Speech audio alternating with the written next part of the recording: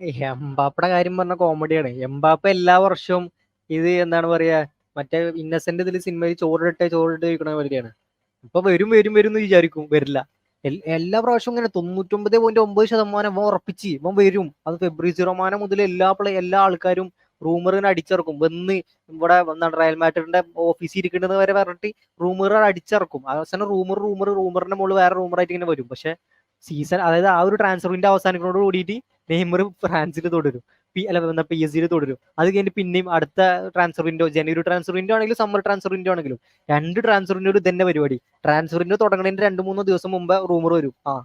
എന്താണ് ഉമ്പാപ്പയ്ക്ക് എന്തോ പനി പിടിച്ച് ചൊറിഞ്ഞ് മറ്റോ ഇവൻ പിച്ചി, അതുകൊണ്ട് ഉമ്പാപ്പത്തെ തിരിച്ച് റയൽ മാഡ്രിഡിലേക്ക് വരാൻ പോണ്, ഡീല് ഉറപ്പായിക്കണം എന്നൊക്കെ പറഞ്ഞിട്ട് റൂമറുകൾ വരും. അത് കഴിഞ്ഞിട്ട് പിന്നെയും ട്രാൻസ്ഫർ വിൻഡോ തുടങ്ങണ. അപ്പൊ എല്ലാവരും റയൽ മാഡ്രിഡ് ഫാൻസ് മൊത്തം ജേഴ്സി ഇതാക്കണ്, എന്താണ് പറയാ, വലിയ വലിയ പോസ്റ്റുകളും കാര്യങ്ങളൊക്കെ ഇടുന്നു. എന്നിട്ട് പിന്നെ ട്രാൻസ്ഫർ വിൻഡോ അവസാനിക്കാനാവുമ്പോ എംബാപ്പ അവിടെ തന്നെ ഇരിക്കും. ഇതൊരു സർക്കിൾ മാതിരി ഇങ്ങനെ പോയിക്കൊണ്ടിരിക്കുക. ട്രാൻസ്ഫർ വിൻഡോ തുടങ്ങുന്നതിന് മുന്നേ എംബാപ്പന്റെ റൂമർ വരുന്നത്, ട്രാൻസ്ഫർ വിൻഡോ പോകുമ്പോൾ എംബാപ്പന്റെ റൂമർ പോണ്. ഇതന്നെ പരിപാടി. അത് ശരിയാണ്. എംബാപ്പക്ക് ചാടില്ലെന്ന് നമുക്ക് വഴിയെ നോക്കാം. ഇനിയും PSG തുടർന്ന് കഴിഞ്ഞാൽ എംബാപ്പക്ക് വലിയ ഫ്യൂച്ചർ ഉണ്ടാവും സംശയമാണ്. PSG ഈ കാലം ഒരു UCL പോലും നേടാൻ കഴിഞ്ഞിട്ടില്ല. ലീഗ് വൺ ടൈറ്റിൽ അവർക്ക് എന്നും കിട്ടുന്നതാണ്, അതിൽ വലിയ കാര്യമൊന്നുമില്ല. പിന്നെ മെസ്സി നെയ്മറൊക്കെ എന്താണ് PSG വിട്ടുപോവുകയും ചെയ്തു. എംബാപ്പക്കാണ് കംപ്ലീറ്റ് അവിടെ മോണോപ്പൊളി.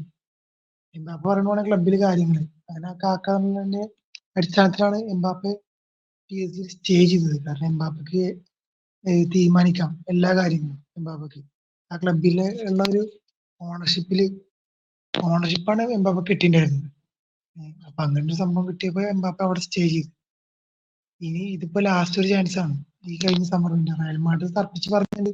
ഇനി റയൽ മാഡ്രിഡിലേക്ക് എംബാപ്പ വന്നില്ല എന്നുണ്ടെങ്കിൽ റയൽ മാഡ്രിഡിലേക്ക് ചേരാൻ വേണ്ടിയിട്ട് എംബാപ്പ തന്നെ മുൻകൈ ഇടണം. ഇല്ലാന്നുണ്ടെങ്കിൽ റയൽ മാഡ്രിഡ് അതിന് വേണ്ടി ശ്രമിക്കില്ല. ഇനി എംബാപ്പിനെ കംപ്ലീറ്റ് ആയിട്ട് ഇഗ്നോർ ചെയ്യും എന്നാണ് റയൽ മാഡ്രിഡ് തന്നെ മുമ്പോട്ട് പറഞ്ഞത്.